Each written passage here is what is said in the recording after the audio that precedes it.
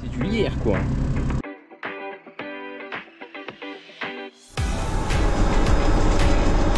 Ah, je patine un peu quand même hein. Paul va être bonne.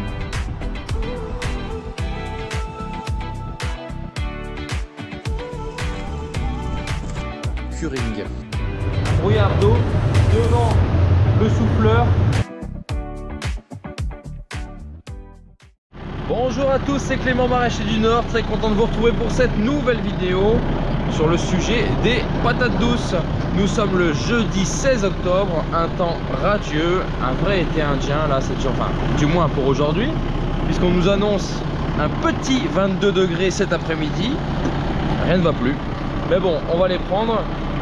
Alternance pluie-soleil, les sols sont assez humides, mais bon ça, on arrive à travailler dehors, on est bien avancé. Mais là on va attaquer du coup les patates douces qui sont ici. On a déjà 3 bandes ici sur les 11 qui ont été complètement récoltées. Et puis je m'apprête ici à broyer les fans avec mon broyeur à lanière. Donc j'ai déjà fait un petit essai parce que je me suis dit dans tous les cas, à mon avis, je pense que ça va pas marcher. J'ai quand même fait un essai et c'est plutôt pas mal. Alors il peut y avoir potentiellement quelques bourrages, on verra ça ensemble. Mais enfin, quelques enroulements de patates douces autour des lanières. Mais dans l'ensemble, ça semble plutôt correct. Donc dans cette vidéo, on va d'abord parler broyage des fans, ensuite récolte avec la souleveuse, puis récolte à la main. Et ensuite stockage, et on va parler aussi conservation du coup. Alors la méthode pour éviter que ça bourre déjà, c'est que je vais le faire en plusieurs étapes. Certainement 2 passages, un aller-retour. Je fais un premier passage assez haut pour vraiment que, et aller très vite pour que ça broie avant que les lianes, je sais pas comment on appelle ça, les lianes des ça fait vraiment des lianes hein, des patates douces s'enroulent. Donc du coup un premier étage de broyage sur 20 cm et ensuite je fais la suite.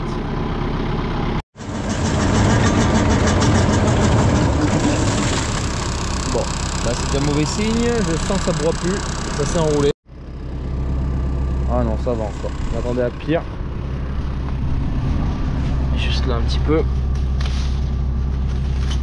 Et surtout je vais devoir régler la machine parce que en fait là il n'y a que l'avant qui travaille. Donc je vais rallonger le 3e point pour que l'arrière travaille un petit peu. Ça va soulever l'avant et abaisser l'arrière. Tu vois, c'est vraiment c'est du lierre quoi. C'est très épais hein. Donc ça a vite fait de s'enrouler autour de ça hein.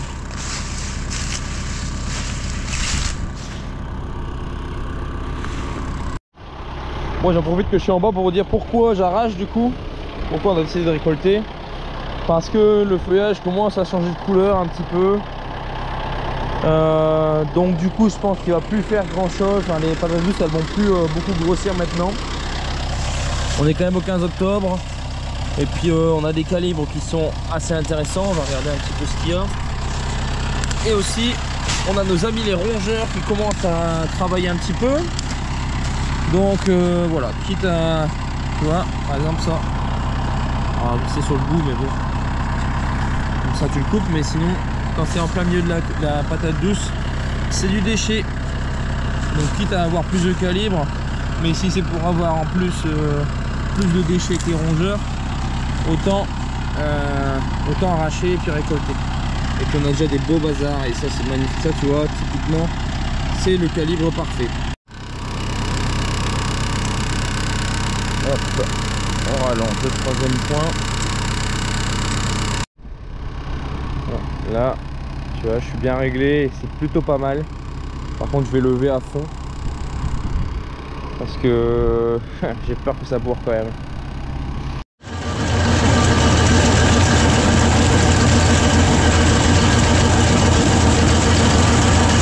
Voilà, c'est très bien pour une première étape.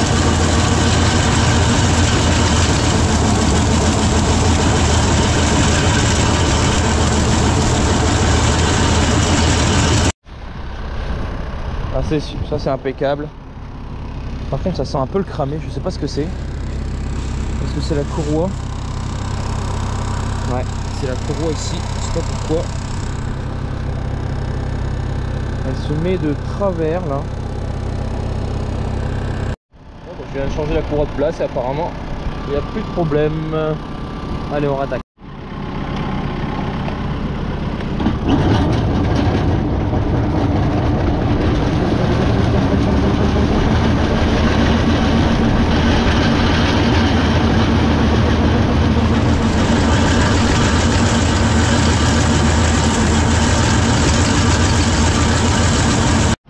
Ah oui, avant que je broie ici, pour vous montrer l'intérêt du plastique, parce qu'en fait, je sais pas si vous vous rappelez, donc on a deux variétés. Tout par là, c'est de la Beauregard, et ici, il y a deux bandes où j'ai essayé une autre variété d'un autre fournisseur. Et en fait, la Beauregard s'est développée beaucoup plus rapidement et que cette variété là. Et à un moment donné, on a eu une petite tempête et le plastique a réussi à s'enlever sur cette bande là, enfin sur une partie de la bande ici au milieu. Alors juste pour vous montrer comment ce serait si on n'avait pas de paillage plastique partout. Alors bien sûr, forcément, on aurait fait plus de désherbage manuel, mais voilà. Là ici tu plantes, là tu poses ton plastique, tu plantes, t'as fini, on n'en parle plus jusqu'à la récolte. Imaginez ici si je devais récolter, enfin désherber à la main tout ce qu'il y a là. Alors c'est plus impressionnant que ça ne l'est vraiment, puisque bon, les patates douces elles sont là en dessous, mais il y a forcément perdu énormément de rendement, ça c'est clair et net. C'est pour ça que quand on va comparer les deux variétés, je vais prendre uniquement cette bande là. On va prendre cette bande là qu'on va comparer. En fait on va faire le rendement sur toute la bande ici, comparé au rendement sur la bande juste à côté qui est d'une autre variété.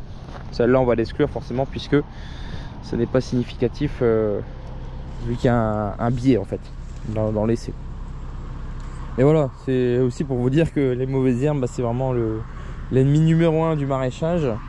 Et c'est clairement la première avec l'irrigation. Je dis toujours irrigation et désherbage. Ce sont les deux clés de la réussite pour la production de légumes en tout cas. Donc oui, c'est sûr, c'est chiant de devoir enlever le plastique après, de devoir le poser. Mais franchement, quand tu vois ça, tu vois pas les heures de désherbage qu'on a économisé. Là-bas c'est nickel quoi, il n'y a rien eu à faire. Tu plantes et tu récoltes. Ici on aurait galéré. Bon, le premier passage est fait partout. On passe au deuxième un peu plus court. Là, le risque quand on descend c'est d'arracher la bâche. Il faut être attentif.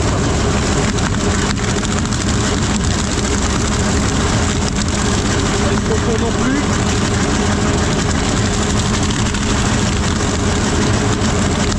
Et là ça sent vraiment pas mal du tout. Alors on va en bas. Voilà, donc là on voit que les lanières elles effleurent vraiment la bâche. Donc on peut la fouetter, c'est assez résistant quand même. C'est ça qui est bien avec des lanières, c'est que c'est pas très agressif, donc ça permet de broyer sur de la bâche. Mais bon, si tu vas vraiment trop près, à un moment donné, il suffit d'une aspérité. Comme là, par exemple, paf, elle l'emporte avec. Et là, c'est un peu le bras. Parce qu'il faut enlever tout le plastique qui est dedans. Bon, généralement, c'est jamais très grave, ça s'enlève assez facilement. Mais surtout, là, on a bien effeuillé. Globalement, c'est vraiment pas mal. Alors, ça va pas suffire pour aller tout de suite avec la souleveuse là-dedans, parce que ça va bourrer directement sur les côtés. Mais pour enlever... comparé à avant quand on enlevait à la main sans broyer, voilà, ça va changer la donne quand même hein. Alors dans l'idée, il y en a ce qu'ils font, c'est que ils broient et après ils laissent une semaine comme ça sans y toucher, de sorte que la peau se raffermisse, elle se durcisse et qu'ils puissent récolter à la machine pour éviter les chocs, parce que la peau de la patate douce est très sensible, donc il faut un peu de temps pour qu'elle se fasse. Mais étant donné que nous on récolte à la main, on peut se permettre d'arracher tout de suite et de mettre directement en palox ou en caisse. Et après passer en conservation. Ça je vous en parlerai dans la suite de la vidéo. Pour l'instant je finis mon broyage bien propre comme ça. Et puis on se retrouve du coup pour la suite. Voilà, sur le deuxième passage du coup, comme je suis un peu plus près de la bâche avec des tiges plus grosses, bah voilà, ça arrive. Mais franchement voilà, j'ai fait un tour et c'est pas la mort quoi. Et ça se débourre assez vite. Et en fait ce que je fais c'est que j'enlève un petit peu d'abord, je tire un petit peu comme ça, et après sans avoir tout enlevé je rallume en faisant tourner à grande vitesse, et des fois ça se débourre tout seul. Juste des fois dire d'enclencher le démourage.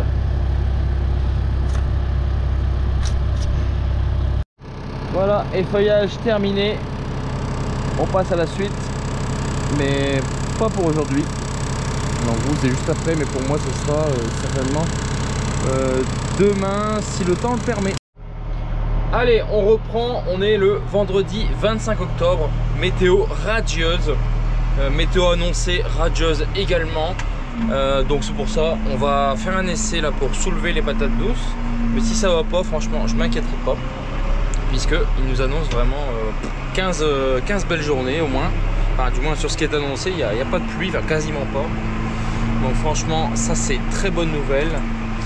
Et donc, on va atteler la souleveuse ici. Et là j'ai pris le Valtra. Le Valtra, mais en fine roue forcément, parce que je dois passer à 1,50 m. Et pourquoi celui-là plutôt que le Kubota là-bas? Tout simplement parce que le problème en fait c'est que c'est des bâches pleines, vous savez, où l'eau ne passe pas à travers. Donc sur la partie, sur la butte, la terre est très bien, il n'y a pas de problème. Par contre sur les côtés des buttes c'est gras. En plus l'autre fois j'avais broyé les patates douces, du coup il y a tout le feuillage, du coup ça reste gras, ça sèche pas bien. Et j'ai peur qu'avec le Kubota je ne sois pas assez lourd et pas assez... voilà, que j'ai pas assez de poids en fait pour bien adhérer au sol et du coup tracter, enfin tirer la souleveuse. Tandis qu'avec celui-là, des roues un peu plus grandes, en plus avec des nouveaux pneus là, je l'avais montré une fois dans une vidéo, on a changé les pneus sur celui-là, donc c'est des pneus tout neufs avec des beaux crans. Donc normalement j'aurai une bonne accroche, un bon franchissement. Enfin du moins ça devrait aller mieux qu'avec le Kubota, j'imagine. Donc j'attelle la souleveuse et puis on est parti au short. Allez, nous y voilà. Prise de force, on allume. On va faire vibrer. On est en route, on va descendre en bas, voir ce que ça donne. On a vu qu'on ne peut pas descendre en haut, c'est vrai. Alors, ça y est, quatrième super lente pour commencer.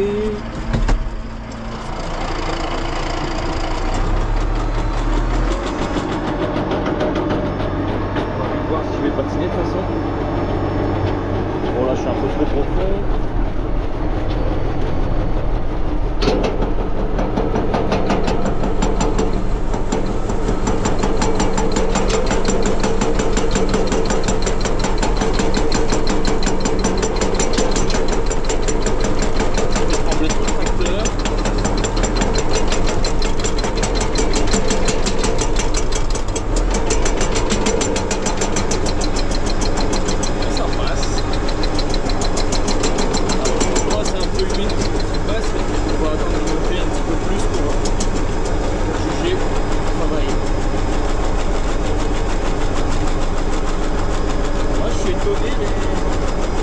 Embêté là avec les fans de patates douces. On va juger de la stabilité, de la stabilisation de la GoPro, parce que là je suis en train de trembler comme un... Je fais secouer comme un prunier. En fait les patates douces c'est quand même assez profond, donc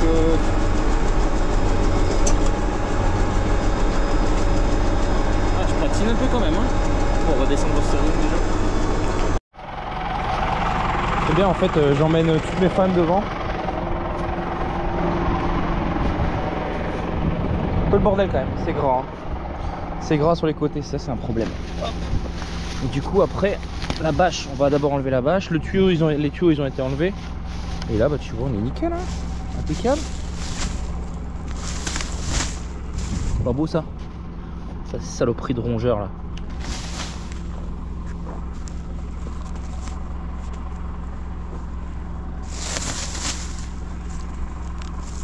Top. Je vais peut-être monter encore un peu pour avoir un meilleur franchissement. Sinon c'est pas mal. Tu vois je m'enfonce pas fort mais je patine parce que c'est gras, j'ai pas d'adhérence. Donc comme c'est comme ça je monte pour tirer moins, mais il faut être sûr que j'accroche pas quoi. Les patates douces que je les coupe pas. Après honnêtement Ah, déjà bien profond quand même. Tu vois, c'est ça. En fait, on a broyé. Et ici, c'est un matelas de fan. Et du coup, en dessous, c'est la gadoue. Et ça, pour faire sécher ça, tu peux attendre. Alors, on a des beaux jours, mais bon, j'ai envie d'avancer là-dessus quand même. Surtout que ça, sur le milieu de la bande, bah, c'est nickel quoi. La terre, elle est parfaite. Bon, on va essayer de forcer un petit peu. On verra ce que ça donne. Tu vois, ici, beaucoup moins de problèmes d'adhérence. Parce qu'en fait, j'avais broyé, j'avais fait un essai de broyage ici. Avant le jour où vous avez vu ce que vous avez vu tout à l'heure dans le broyage, j'avais fait un essai une semaine avant. Du coup, ça a eu la matière s'est décomposée et ça a mieux séché sur les bords. Du coup, j'ai plus d'adhérence. Pas 100%, mais c'est pas mal. Ça, je passe.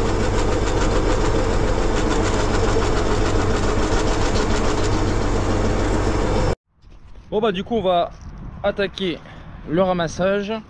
Donc là je vais appeler les gars, on va commencer à enlever les plastiques. En même temps je vais chercher le tracteur avec les fourches pour me permettre de prendre les palox. Et puis bah, c'est parti pour la récolte. Allez, 4 palox, 2 devant, 2 derrière. Et par contre je ne sais pas du tout quel volume il me faut. On verra avec une bande des choses que ça donne. Mais je pense 4 palox je vais pas être loin du bout hein. Ah, et ce soleil là, mais il fait une chaleur là. Beaucoup trop chaud. Allez, du coup on commence par enlever le plastique ici pour se libérer l'espace. Ça c'est magnifique parce que du coup on voit ressortir toutes les belles grappes de patates douces là. Magnifique.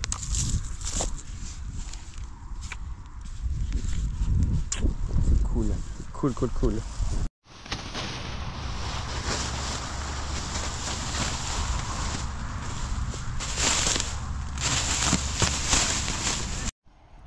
Alors, là j'ai débâché une bande et je vois d'ores et déjà que la récolte va être bonne. Franchement, c'est top. Alors, en rendement, je sais pas, je pense que il y a moyen de faire plus. Par contre, moi, ce qui m'intéresse plus que le rendement ici, c'est l'homogénéité du calibre. On voit que sur une grappe comme ça, d'ailleurs, je sais pas comment, moi j'appelle ça une grappe, mais je sais pas comment ça s'appelle. T'en as 1, 2, 3, 4, 5 qui sont bien commercialisables, qui sont au calibre impeccable quoi. Parce que le problème, c'est que j'ai déjà eu l'année dernière, pourtant j'avais fait un bon itinéraire, mais j'avais une ou deux grosses et après plein de petites à côté qui n'étaient pas fort commercialisables. Tandis que là c'est plutôt homogène et ça c'est le gros point positif. Donc en rendement commercialisable, c'est clair que je suis bien mieux que l'année dernière et ça c'est top. Et on les voit là, ils sont waouh, c'est beau ça. Ça c'est magnifique. Alors après ce qui va être intéressant, c'est que comme je l'avais dit au début, tout ça c'est Beauregard. Et là on a deux bandes de la variété, d'une autre variété en essai. Et donc ce qu'on va faire, c'est qu'après, alors là on va récolter normalement. Et ici après je vais réserver un palox pour ici et un palox pour là. Comme ça on verra déjà visuellement qu'est-ce que ça donne la différence. Et si vraiment il n'y a pas de différence significative, il faudra peut-être peser pour voir la différence, on verra. Mais du coup on va mettre un palox, enfin cette bande là sur un palox, cette bande là sur un autre palox, pour voir justement cette différence. Allez, en route.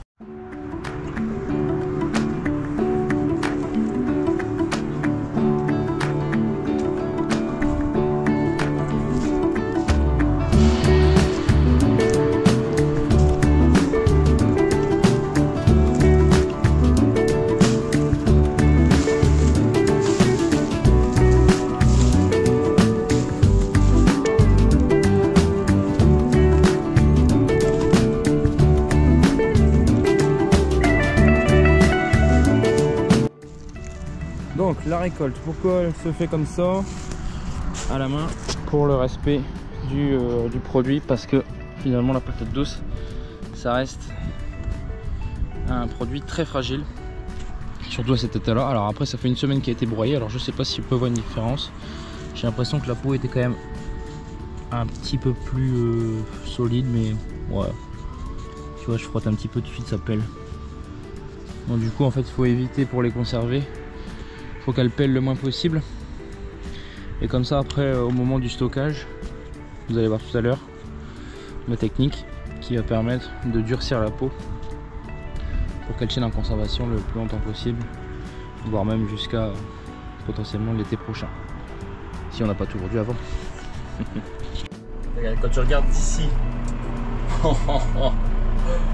la quantité, toi, c'est magnifique, j'adore, c'est trop beau. Ouais, déjà une bande de récolter, donc du coup on continue, on va enchaîner, puis on aura fini pour aujourd'hui, c'est cool. Allez, on ramène les deux premiers palox. Du coup en termes de rendement, on a fait deux palox sur une, deux, voilà, il y en a un peu en celui-là. Il y a peut-être un petit palox par ligne, mais je suis hyper satisfait du résultat. Je sais pas pourquoi je m'attendais pas aussi bien. J'avais déjà été voir, on avait déjà récolté un peu, on avait déjà récolté 3 bandes.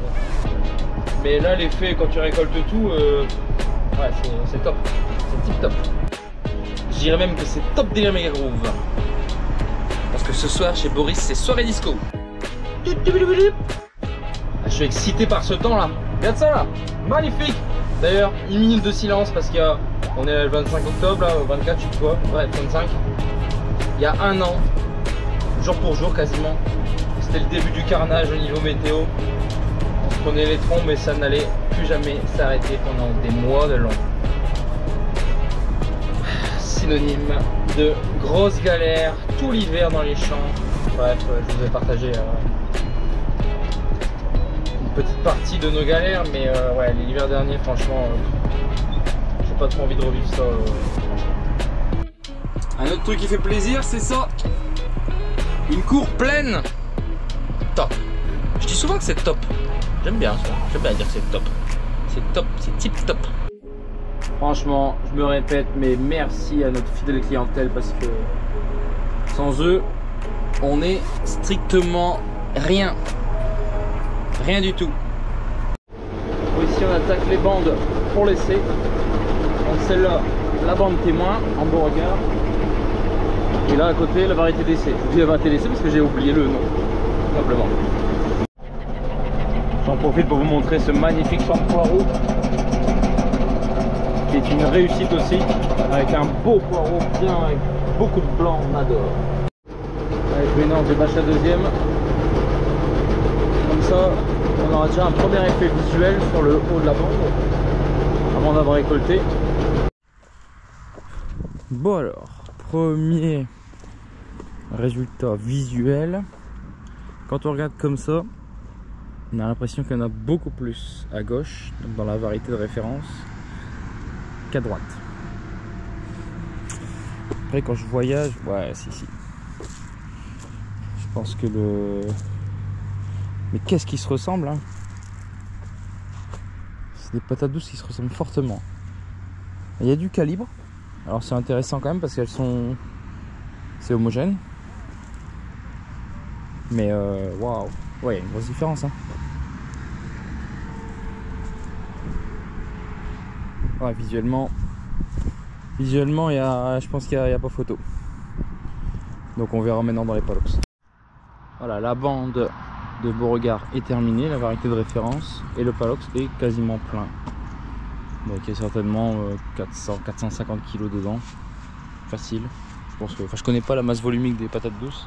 J'imagine que c'est un peu comme les pommes de terre. Et je sais qu'en pommes de terre, quand c'est plein, on sait mettre entre 450 et 500 grand max. Allez, on va dire qu'il y a, je sais pas, bon, imaginons 450 si on est positif. 450 sur 1,5 fois 60 mètres sur 90 mètres carrés. Donc 450 sur 90, et là je fais mon petit calcul. Et imaginons si on arrondit 450 sur 100 mètres carrés, je pense que c'est plus juste. Ça fait 45 tonnes hectare. Bah, pour ta patate douce, moi je pense que c'est très bien. Bon, le verdict est tombé et en effet, ça confirme ce qu'on avait vu visuellement par-dessus les bandes. Donc je vous ai montré tout à l'heure le Palox de Beauregard. Et voilà du coup une bande de l'autre variété.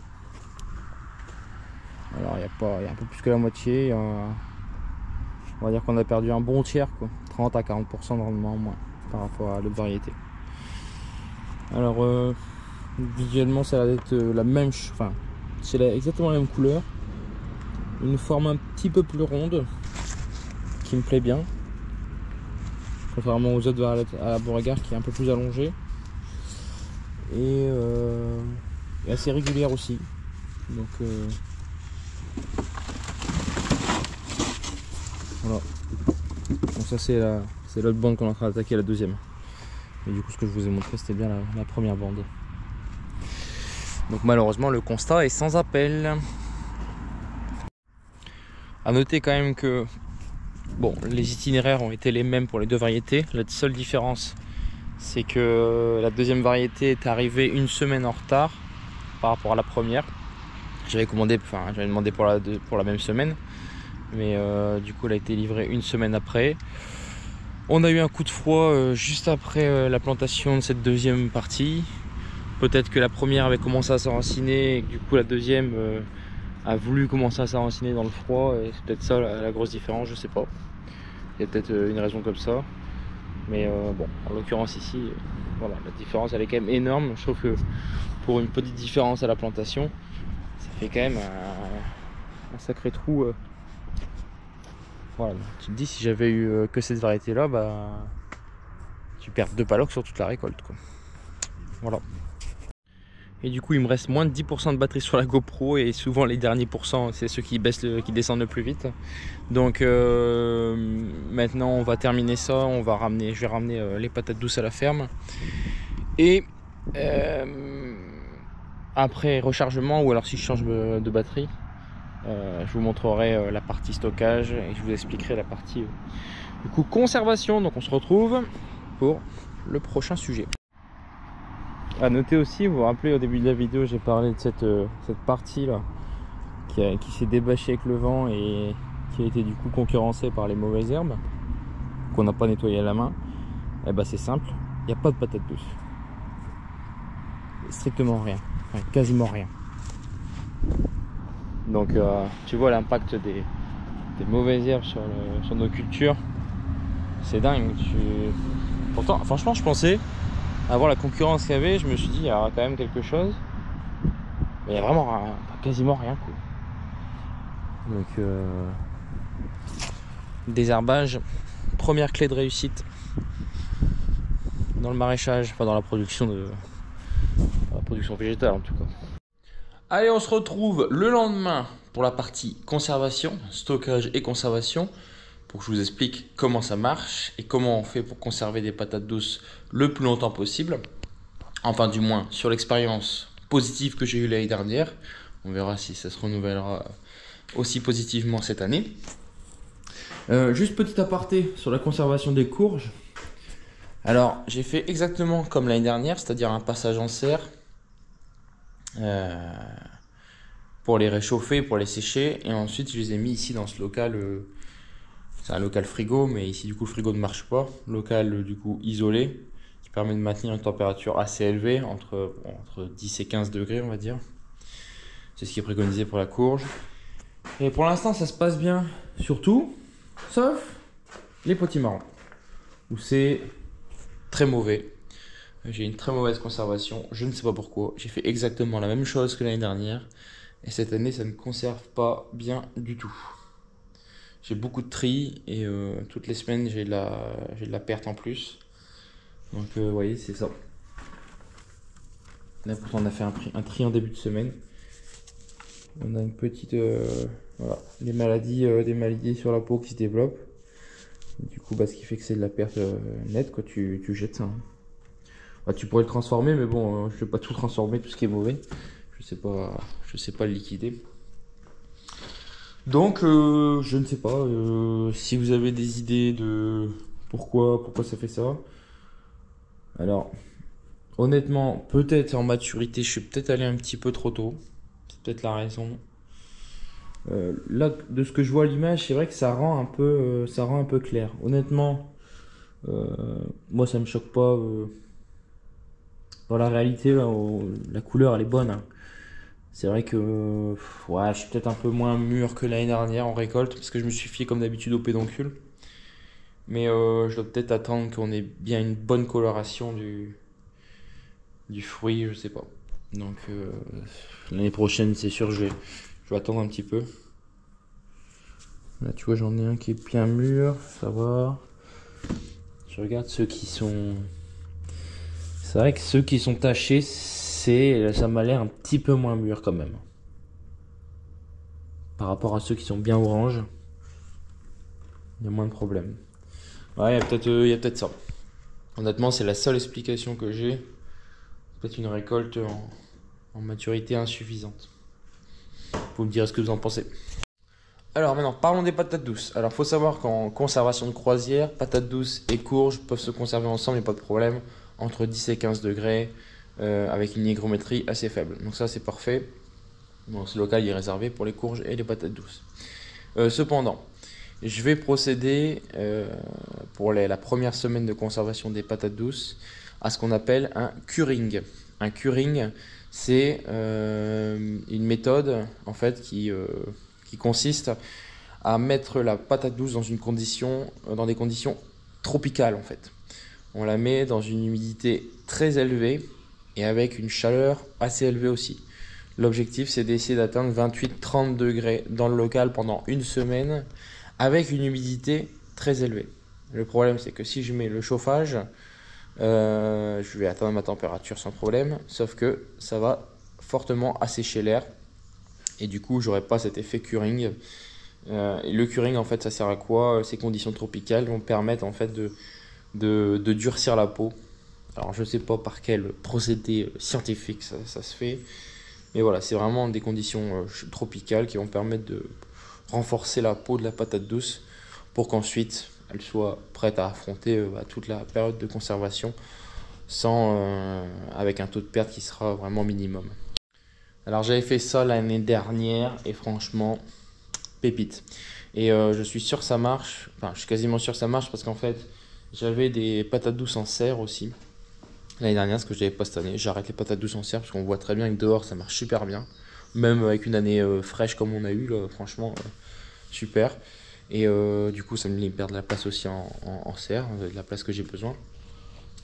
Et en fait, du coup, les patates douces qui étaient dehors, j'avais fait le curing. Et j'avais rentré plus tard les patates douces de serre. Et donc je les ai mis dans des conditions sèches à 15 degrés, mais sans avoir fait le curing. Et ben en conservation, il n'y avait pas photo. J'ai vite eu de la perte dans les patates douces de serre qui n'ont pas eu le curing. Et par contre, les patates douces d'extérieur qui ont fait leur curing, là c'était vraiment bien et j'ai conservé assez longtemps.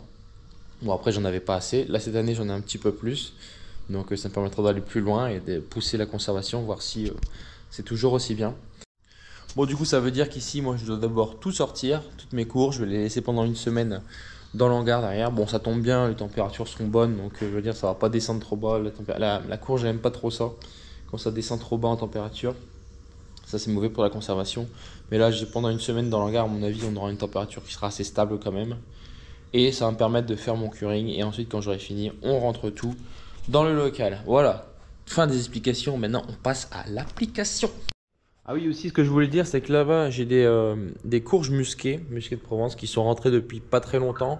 Et j'avais lu dans une référence biblio, alors c'est pas quelque chose d'assez généralisé dans ce que j'ai regardé, mais que la courge pouvait potentiellement avoir des effets bénéfiques avec cette méthode de curing. Donc, pas certain du tout, mais je vais quand même essayer avec un palox de musqué de Provence, de le laisser dans le local avec les patates douces pour le curing. On verra ce que ça donne. Voilà, tout y est. Alors c'est dommage parce que ce qui est embêtant, c'est qu'on va devoir chauffer tout ce volume là uniquement pour ça. Donc, mais bon, pas trop le choix. Après, ce qu'il faudrait, c'est avoir un, je sais pas, un système de... Tu mets des panneaux sandwich comme ça, que tu les... Comment dire? Si par exemple on avait des équerres sur les côtés, on mettrait des panneaux sandwich ici à hauteur des palox, un peu au-dessus. Et après tu crées ton environnement de chaleur, ton environnement tropical en dessous.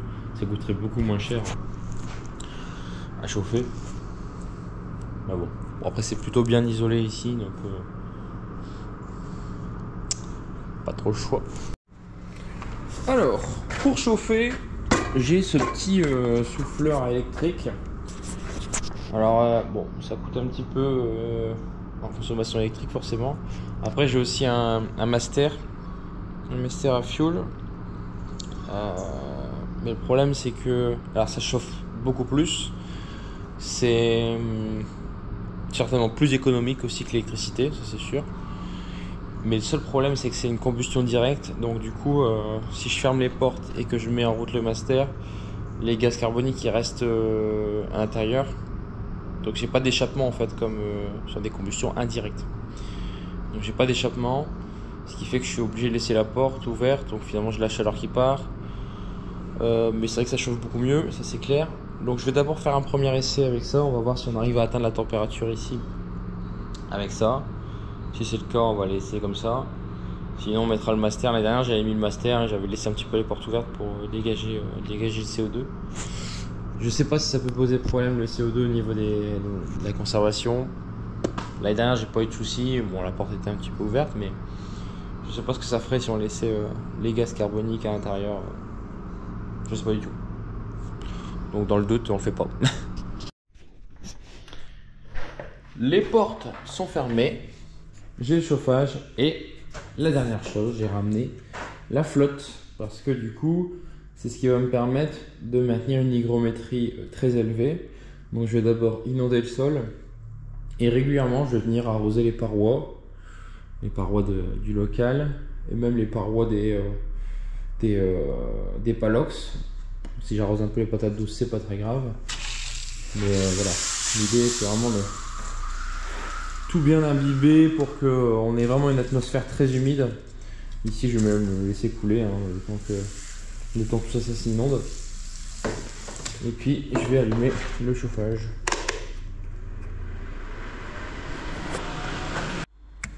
Bon, également j'allume la ventilation pour faire circuler l'air. Donc les ventilos qui sont en haut là, puisque la chaleur monte, les ventilos sont en haut, du coup ça va recycler comme ça va faire descendre la chaleur aussi. Bon, changement de matériel, j'ai quand même pris le master. Pourquoi? Parce qu'en fait depuis que j'ai mis la ventilation, je vois que j'arrive plus à monter en température parce que ça c'est trop faible. En fait j'affichais 30 degrés parce que comme j'avais pas la ventile, ça montait jusqu'au capteur là-bas, là la chaleur monte et j'avais facilement mes 30. Maintenant que je ventile, je prends le froid en fait qui est dans les palox encore, la fraîcheur des palox, du coup ça ventile et j'arrive pas à monter au-delà de 24-25 degrés pour l'instant. Donc ce que je vais faire un premier gros chauffage avec celui-là pour histoire de monter tous les palox en température et après je vais me servir de ça pour stabiliser ma température. Voilà, donc là pendant 24-48 heures on va travailler qu'avec ça et après je prends le relais avec le petit. Et là tout de suite c'est pas la même histoire, ça décolle. Bon, et là encore mieux, j'ai foutu le jet d'eau avec une fine bruine, un brouillard d'eau devant le souffleur. Comme ça je projette vraiment une atmosphère très humide et on voit là il fait hyper lourd.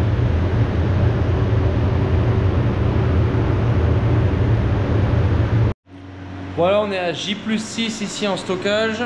Donc demain J+7 on va arrêter l'arrosage des parois. Avec la chaleur j'ai un peu de buée là. Hop. On va arrêter l'arrosage des parois et puis on va continuer à chauffer un petit peu le temps que l'hygrométrie descende. D'ailleurs ce que je vais faire c'est que je vais repasser au souffleur au master. Ça permettra de bien tout assécher et le temps que le cœur des palox descende en hygrométrie. Et on va encore avoir jusqu'à au moins J+10, J+11. Donc en fait la caméra est froide et ici il fait 27 degrés. On sent hein, que l'ambiance est très lourde, vraiment tropicale, c'est vraiment ce qu'on voulait. Le cœur des palox n'a pas du tout séché, la terre est encore humide, donc ça veut dire que on a maintenu une bonne hygrométrie. Et surtout, ce qui est bien, c'est que la peau s'est déjà bien renforcée. On voit en frottant, ça ne pèle pas. Donc on n'est pas encore à 100%, la peau n'est pas encore dure comme je veux. Mais bon, d'ici quelques jours, à mon avis, on va être bon. Et donc dès que l'ambiance sera redevenue sèche, et ben, je vais repasser les courges dedans, mélanger avec les patates douces. Et normalement, ce sera parti pour quelques mois, on l'espère. Et c'est la conclusion de cette vidéo, j'espère que ça vous aura plu. On aura vu toute la partie récolte, stockage et surtout conservation. Vous me direz, amis maraîchers, comment vous faites vous pour le stockage et la conservation des patates douces. Vous me direz si vous faites pareil, si vous faites différemment, qu'est-ce que vous en pensez de mon système aussi. J'ai hâte de voir vos retours à ce sujet. En tout cas, l'année dernière, j'avais fait comme ça avait super bien marché. Donc j'espère que on pourra réitérer cette expérience positive. Je vous remercie d'avoir regardé la vidéo en entier. Je vous invite comme d'habitude à l'aimer, à la partager, à la commenter et surtout à vous abonner. Allez, à la semaine prochaine, à no stocker.